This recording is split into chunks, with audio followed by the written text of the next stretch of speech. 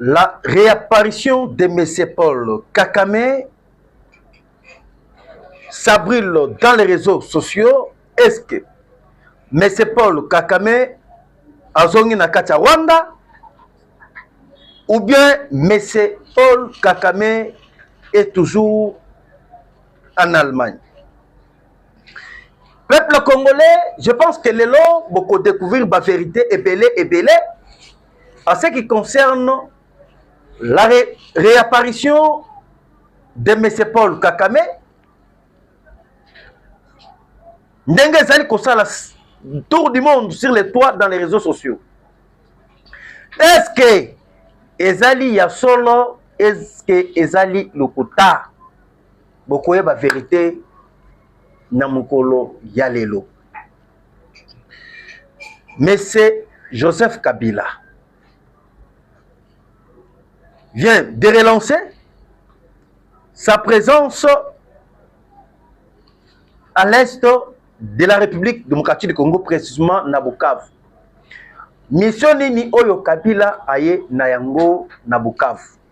Tokosolola nabino lelo. Et pourquoi encore la réponse de Madame Thérèse Kayikwamba Wadner, le ministre des Affaires étrangères, na réponse oyo outi kopé ça par rapport ya présence ya monsieur Joseph Kabila na parti ya Bukavu.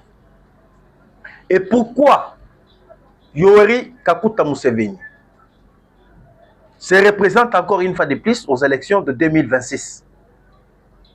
On va parler. Mbote na bainyo surtout bazui dibaku malamu ya kolanda biso na chaîne oyo ya bino ya de tata et de mama congolais de père et de mère. À chaque fois et à tout moment to yakana ndenge zala momesano ya que to partager na bino to solula na bino boye bakemboka e uti wapi tozali kokende wapi. Bande ko balandi na minute oyo bozali koyoka et bozali komona bino moko na ba réseaux sociaux na tour du monde. Et comment est-ce que ba photo ya M. Paul Kakame ezali kotambola? Et ça fait aussi des questions qui varient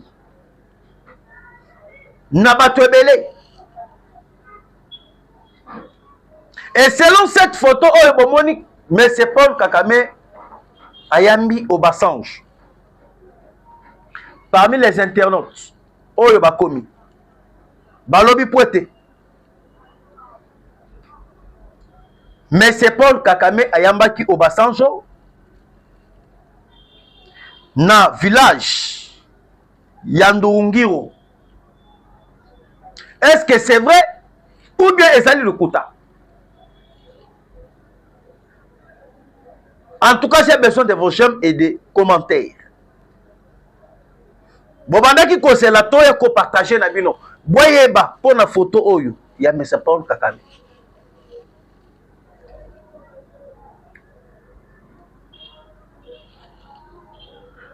Et na minute oyo. Et là komoko bokoki koyeba exact que l'ennemi est en train de jouer avec la psychologie du peuple rwandais, et le peuple congolais et le peuple burundais.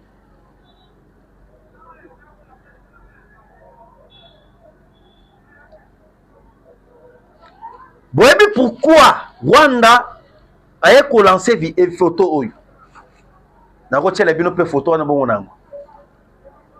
Ya Obasanjo na Paul Kakame. Bona photo na très bien. Et ceux qui boteli photo oyo Oteli elamba oyo Obasanjo alwati. Et Oteli pena elamba Obasanjo alataki tango ayambaki M. Katumbi na Nigeria. C'était le même jour. C'était le même jour. Je ne peux pas vous dire que non, Kakame n'est pas informé que non, Kakame a confié tout. Non, non, je n'ai pas encore confirmé que Kakame est mort. Mais néanmoins, le Rwanda est tenté de jouer avec la psychologie du peuple congolais et le peuple burundais. Et je vais vous expliquer qu'est-ce qui a poussé ya ke Rwanda abimisa photo oyo ezalaki ya kala ekomi kosala tour du monde. Moi je connais même la personne qui a publié cette photo. Muntu oyo a publié photo oyo ya Kakame na Obasanjo ezali Steve Wemby. Lorsque Steve Wemby a vu yango a tweeté yango, batu nyonso wana babani ko relier yango na ba réseaux sociaux. Mais photo euti na maboko ya Steve Wemby. Boyebie très bien. Et pourquoi photo ya Kakame euti kobima? Batu babani ko multiplier yango. Nde esika toyaki pour que to simba makam. Nde esika toyaki pour na ko expliquer bino. Na minute ndenge to sali ko ebise bino. Je vous avais déjà informé. L'armée rwandaise est divisée en 3 parties. L'armée rwandaise est divisée en 3 parties. Première partie, ezali soutenu na Yannick ou azali mwana ya Paul Kakame. Côté Moussousou, tous les officiers militaires au babunda na Paul Kakame depuis 1990. Bazana branche oya bango Moussousou. Branche ya misa tout ozali na branche ya James Kabarebe avec Jeannette Kakame oyo azali mwasi ya Paul Kakame parce que c'est une dame burundaise. Alors depuis Bobanda qui koyoka keno Kakame est gravement malade.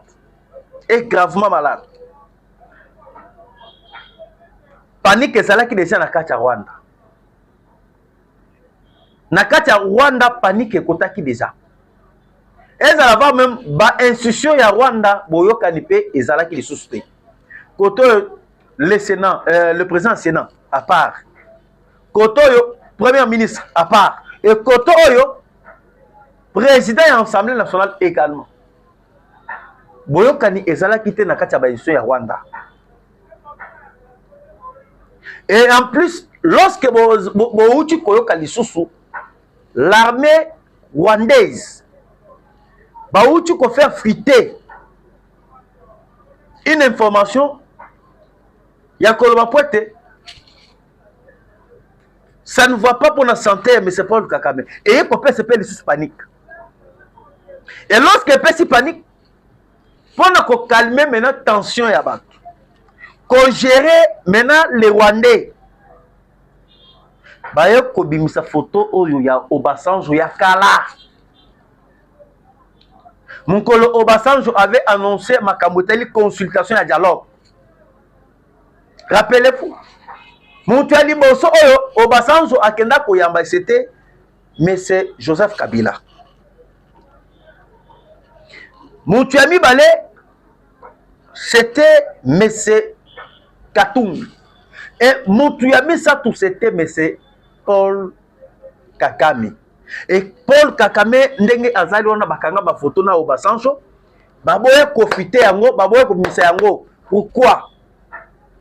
Bayebi ke soki babimisi photo oyo ba Obasanjo bakenda kokanga na Joseph Kabila et na Kakame bakoloba nini? C'est-à-dire Kakame, Katumbi, Kabila bazali na Gilles moko bango nde bazali ba mener des troubles na partie est ya Congo. Ndebo moni photo oyo Kakame bakanga na Obasanjo bakalma yango baboye kobimisa yango. C'est tout ce qui se passe.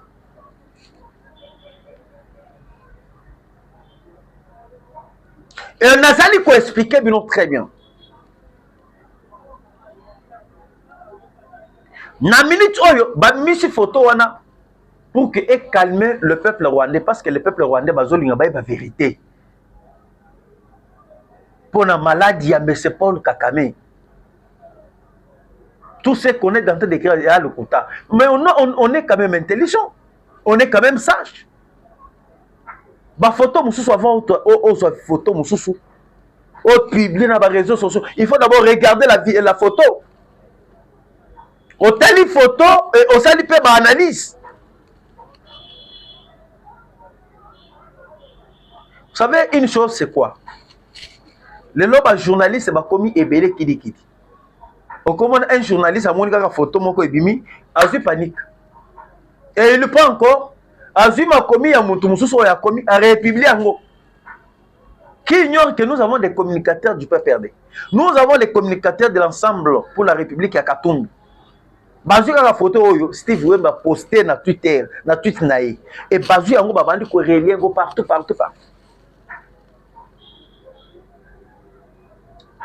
Soki boyoki ke Kakame azongi na Rwanda, je serai la première personne à koya au lisusu. Oui, c'est bien que non. Kakame azongi na kati ya Rwanda. Et je ne peux pas maintenant vous amener des fausses informations. Il y a quoi Koko Sabino? Non.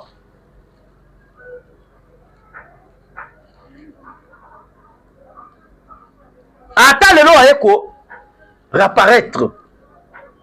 Ce n'est pas un problème. Mais nous, l'essentiel, l'objectif, il y a biso, et objectif le 27 juin 2025. Le jour d'où nous allons mettre fin à l'empire Imatouti. Madame Thérèse Kaikwamba sali déjà wana. Na minute on a bisibino déjà que afandi na États-Unis. Madame Thérèse afandi déjà na États-Unis, azali kozela déjà. Olivier Ndurungirir aya ba signer. Kakame azala te toko signer.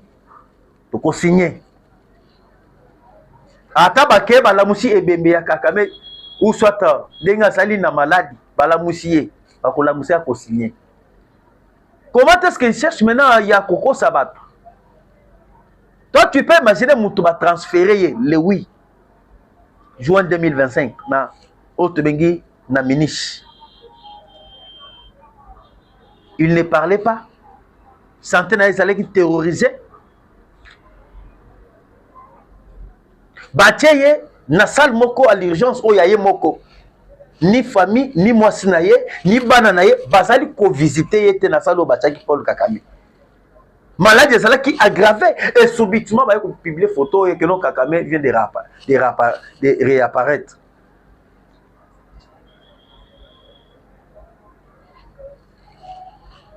Alors, ndabandeko nasali ko ebise bino eloko ezali kaka moko. Je ne pense pas que Kakame va déjouer les États-Unis d'Amérique.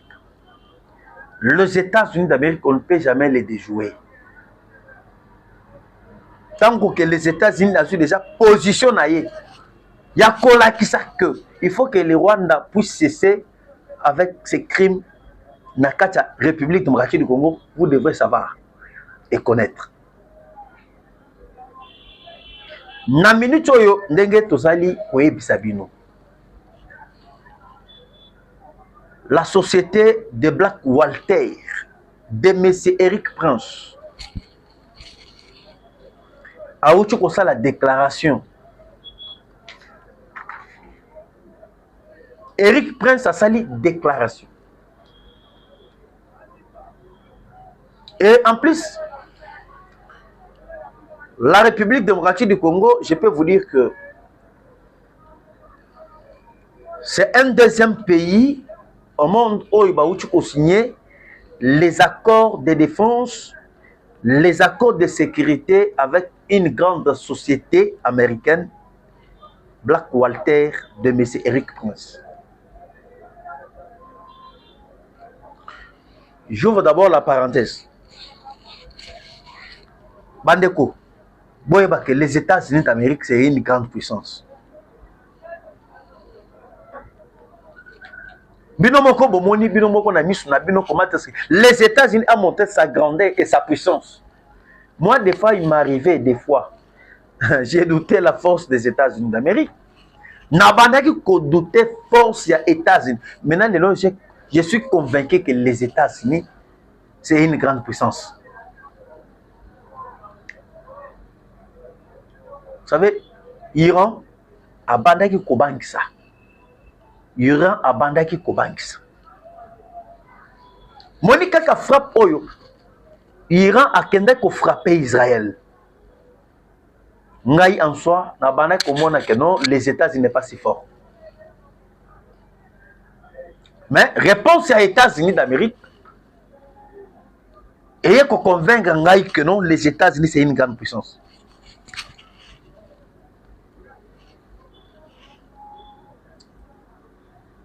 Je vous dis,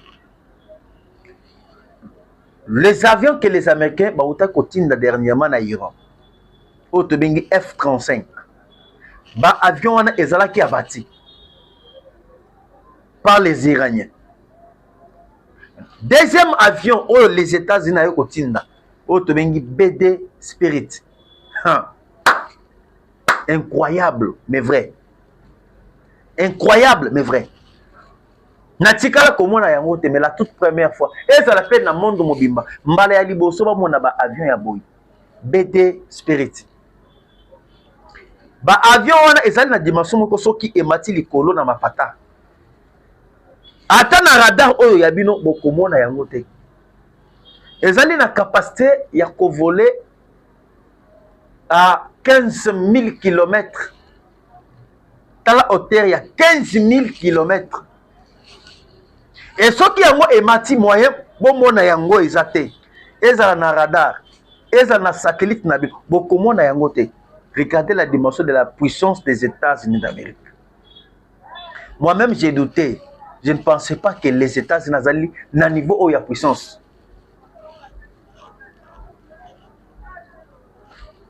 Bota le décret Iran kendaki ko bomba ba arme nucléaire oyaye. Bakei na ngoma moko boye batimboli na ngoma batimboli na ngoma basali ba mabulu na se et bakei kotia ba arme nucléaire oya bango.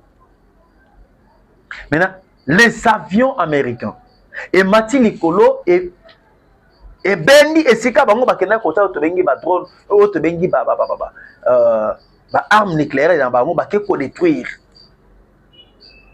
ba bana ko ni maté. C'est ce que moi je vous dis que les États-Unis c'est une grande puissance. Au moins le Rwanda oyo azali koloba Rwanda azali eloko te na kangi parenthèse oyo na fungula pour na marabote les États-Unis. Maintenant alors na minute on ndenge tozali ko yebisa bino. Si vous suivez très bien la déclaration de M. Eric Prince, mukolo société ya Black Walter, et vous allez comprendre que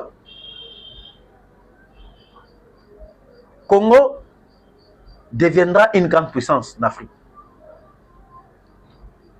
Avant que tu continues, tu expliquer Bino comment est-ce que Black Walter vient d'intervenir, parce que Wanda Nenga Zaliwana Balinga Bena va déjouer la carte, va défier les États-Unis, va signer accord avec la Russie et la Corée du Nord. Et lorsque Batinda qui va émissaire na bango na katia Russie, Batuna qui bango, vous avez quelle sorte de minerais que vous possédez. Parce que la Russie ne veut plus venir soutenir un pays qui n'a pas de richesse. Un pays pauvre comme le Rwanda.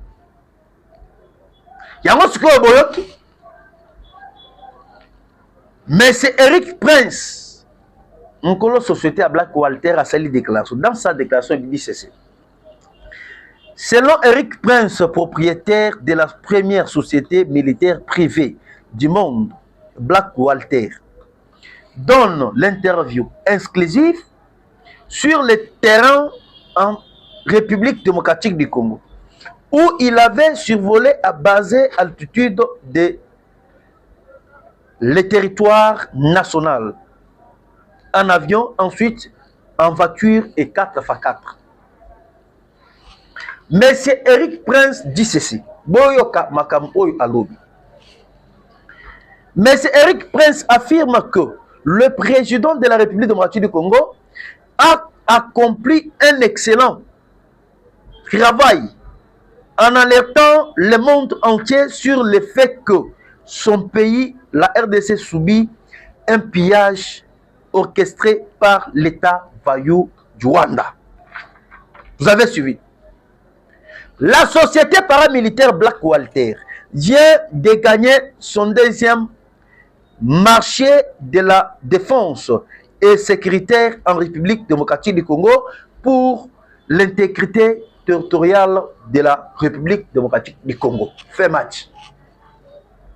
Bauti ko gagner marché ya munene na kati ya Congo et pas la société, il y a M. Eric Prince.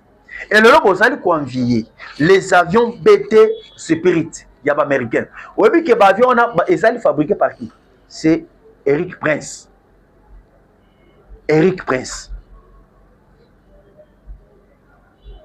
Et en minute, même la RDC, Baouti a signé les contrats sur la défense et sur la sécurité avec M. Eric Prince. Na minute, vous voyez que Kakame a zaté. Attaque à Kouta Mousseveni Nenga Basali Kolobaga, non? Asali, candidat aux élections de 2026, Kakuta Mousseveni a causé l'appel les sous-soutés. Vous savez, Kabila est entêté par qui? Je vais toucher maintenant le point de Joseph Kabila. Comment est-ce qu'il se retrouve maintenant à Bukavu? Joseph Kabila est entêté par Kakame et par Kakuta Mousseveni. Mais en oubliant que Asa misali lea libudu na ye azokukota na libudu. Bino boyebite mwana zoko yebise bino Kabila nenga azali wana lufi kwa mvidi muku. Asa daya ya kukufa. Asa daya ya kukufa nenga aza wana. Akokende wapi? Mais bazali maintenant ko tinde pena na liwa. Vous pensez que Tshisekedi va accepter le dialogue? Tshisekedi va accepter de partager les pouvoirs. Là-bas au Rwanda, on ne partage pas les pouvoirs avec les opposants. Na Ouganda, on ne partage pas les pouvoirs avec les opposants. C'est Tshisekedi, Zoba Nabino, Oyo a quoi partager pouvoir Nabino avec vous les opposants. Mais en même temps, vous avez pris les armes. Yakobo Maba Congolais. Bosali Carnage na ville à Goma. Et vous voulez encore vous faire santé. Bapé Sebino Babeki, bozo en la scène politique.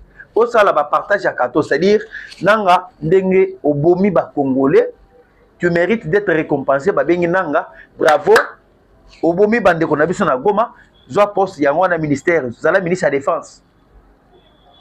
Kato, mi savoir comme tu as financé l'argent, pour na Kobondi, ça dit, il y a États-Unis d'Amérique et le Congo, il y a Katumbi, on va applaudir pour Katumbi, Ndenge, Obondi, c'est que m'a dit, l'on a insécurité personne à Est. Yaka Zala, gouverneur Yakatanga. Ça, c'est insulter les Congolais. Ça, c'est insulter les Congolais. Le Lord Kabila annonce sa présence maintenant à Bukavu. Et pourquoi Kabila annonce sa présence à Bukavu? Na minute ondenge tozali koyebisa bino. Kabila avait la carte. Yadoa, Azala qui na carte. Yalomé, Azala qui na carte Yasenko. Maintenant, Babomi carte Yalomé. Lomé, c'est-à-dire dialogue. Dialogue Yalomé, na dialogue ya Qatar, ce sont les Américains. Les Américains ont compris. Ce qui m'a dit dialogue y a Qatar ou soit dialogue y a Lomé, c'est-à-dire bazo légitimer Kakame et Joseph Kabila. Les Américains bazo d'abord on marche en arrière. Pendant les 18 ans de M. Joseph Kabila, ce que Kabila faisait, na oyo lelo est commis dans la situation sécuritaire du monde actuellement. Les Américains ont eu à réfléchir, sur les dossiers de Joseph Kabila. Trump a télémé à lobby non. Parmi les États qui va payer belé, et ben se rebeller la puissance des États-Unis d'Amérique. Katumbi et Kabila. C'est lui qui gérait, qui contrôlait la République démocratique du Congo, c'était Paul Kagame. Il n'y a pas français. Mais depuis qu'il y a français, il n'y a pas européen. Babandaki kokota na Congo kozwa minerai à Congo à travers le Rwanda, à l'occurrence de M. Joseph Kabila et Katumbi. Ils ont perdu quand même l'équilibre et leur puissance dans Bamboka Moussous. Et parmi Bato Basali que non, Kakame a s'éternisé au pouvoir, ce sont les Européens. Va même Kabila s'éterniser au pouvoir, ce sont les Européens. Maintenant les États-Unis ont compris. Ce qui a tiré les Européens, ils vont perdre. Quoi faire? Il faut maintenant bango moko ba descendre. Baya ndenge ba uti koya lelo na katia République démocratique du Congo. Ndenge ba salisi maintenant sommet na bango na Angola na ba pays oyo ezali na ba richesse. France écartée, Angleterre écartée, Belgique écartée. Yango omoni les États-Unis d'Amérique.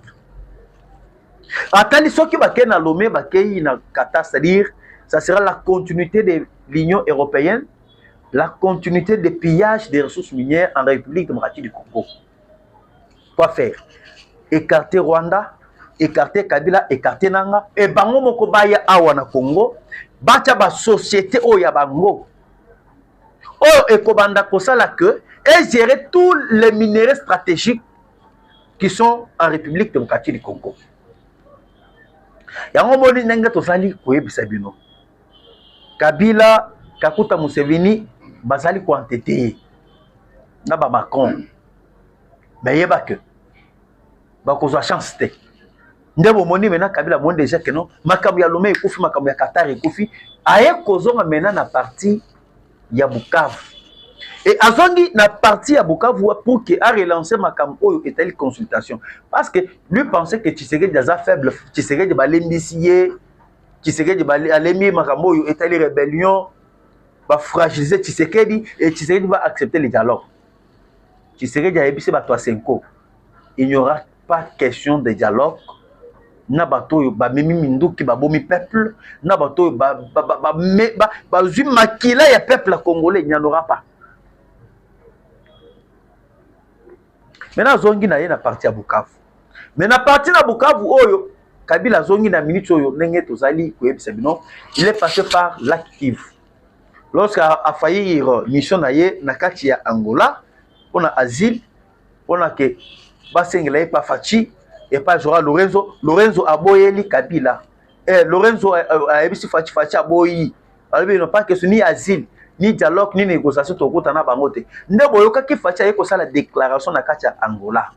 Ya koloba prete tondimi dialogue oui, mais dialogue na ba oyo avant kota na négociation na gouvernement congolais, il doit d'abord condamner l'agression rwandaise. Nde bomoni kleboa. Oyo Kabila azali kosala na Bukavu wana ezali ba aventure. Ezali ba aventure. Ba ko sabinote. Omona minute oyo Uganda na Rwanda bazana posa ke bango basa na même mise sur le Congo. Omona ki mwana Museveni était venu ici. Na betela ki bino lisolo mwana Museveni aye kosenga ba soutenir papa na ye aux élections par le gouvernement congolais. Ba tebele ba lobaki non pourquoi et tout consort mwana Museveni mais mwana Museveni ayaka kosenga aide. Ba soutenir bango na gouvernement congolais. Il n'y a pas même une semaine. Lelo Museveni Kakuta Museveni, Yoweri Kakuta Museveni a outi ko annoncer pour la élection au Ezo Salema na Uganda na 2026 et qui a été candidat aux élections de 2026. Depuis 1986 Oyo Kakuta Museveni azalaki président na kati ya Uganda. Mais aujourd'hui, il présente encore sa réélection prévue en 2026 na kati ya Uganda. Pona bango bazolingaka toujours plan na bango ya ko implanter ba empire matuti na Afrique centrale et se concrétiser et après ils vont quitter le pouvoir. Ya que non banilotique ba envahir RDC, ba Rwandais ba envahir l'Angola, l'Afrique du Sud, la Namibie. Maintenant, bateau basali ko empêcher bango c'est République démocratique du Congo parce que Fachi a tché bango kleboa. Fachi ndé aye ko mena ko ya ko bomba pena ko na bango nyonso. Là où Kakuta Museveni depuis 1986 hein, ezaka kaye moko candidat. Mais aujourd'hui, ceux qui veulent nous continuer à pouvoir, les ennemis du peuple, ne peut pas jamais se présenter aux élections. Pour Nabino Fatia Tiki Kakuta Musevina Tiki Kakame, il laisse le pouvoir, il part. On va continuer à gérer le Congo.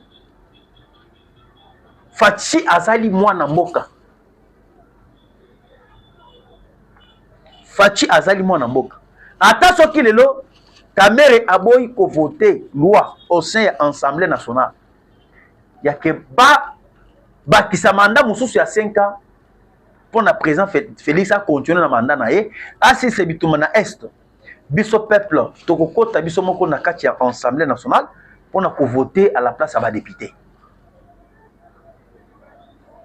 Ah, bango batelemi ba lobi que non. Mutamba longo ba beti ba sali na fête, ba sali na bashi. Mais moi je vous préviens, dans le nouveau gouvernement de la coalition nationale, Mutamba va revenir comme ministre de la Justice et garde des Sceaux. Parce que vice-ministre Samuel Mbemba a officiellement que non, il est maintenant pour remplacer Mutamba à l'intérim. C'était officiel, c'était depuis, ça passait depuis hier. Oh, Samuel Mbemba a Koloba Makambu Yango. Alors, tout le monde Madame Thérèse Kaikwamba. Madame Thérèse Kaikwamba a lobby clairement que aucun rôle n'est plus prévu pour l'ex-président Joseph Kabila dans la résolution de la crise. C'est-à-dire Kabila a un rôle à Tamorote, où il a prévu la résolution 2773 et l'Obaki. Où il y a non, Kabila est na Goma, et Kabila est na Boye, il na Bukavu, consultation. À ta rôle, mon côté, va accordé et pas ya M. Joseph Kabila. Je pense que vous avez tout suivi. Madame Thérèse Kaikwamba sera déjà aux États-Unis d'Amérique. Quitter la République démocratique du Congo vers les États-Unis, ça peut prendre 2 jours. 2 jours, vol et tout, mais dans l'Icolo, c'est 2 jours. Maintenant, les lots, nous sommes le mardi, le mercredi, c'est-à-dire les jeudis, le vendredi, 2 jours. C'est-à-dire, elle est déjà aux États-Unis d'Amérique. Madame Thérèse Azali déjà aux États-Unis pour signer maintenant préaccord. Préaccord, c'est-à-dire ministre des Affaires étrangères à Congo, ministre des Affaires étrangères à Rwanda. Alors, accord final, ça sera le sanctionnaire Kakame et le président Félix Tshisekedi. En tout cas, merci vraiment. Nabaïnyo surtout Bazui Libako. Malamu ya kolanda biso na chaîne Oyo Yabino ya des tata et des mamans congolais, de père et de mère. Tokotana Nabino Mbalasima. Bye. Alors ça la vidéo.